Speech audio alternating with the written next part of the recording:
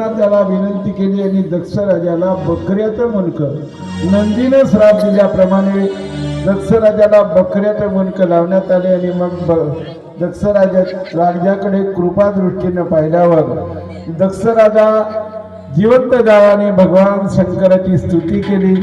या प्रकारे शुकदेव महाराज राजा परिस्थितीला सुंदर असं शिव महापुराण शिवरात्रीची कथा सांगतात.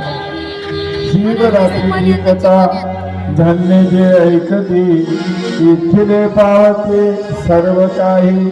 या प्रकारे भगवान शंकर यांनी सगळ्यांकडे अमृतमय दृष्टीनं पाहून जिवंत केलं.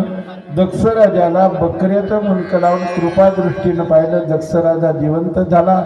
भगवान शंकराची स्तुती केली. पण भगवान शंकराची स्तुती केल्यावर भगवान शंकरजीनं राजा दक्षाला सुंदर असा आशीर्वाद दिला. पण दक्ष राजा एका ठिकाणी दुःखी राहिला, कारण सती यज्ञामध्ये जळून भस्म झाली. त्यामुळे दक्ष राजा त्या ठिकाणी दुःखी राहिला. पंढरीनाथ भगवान.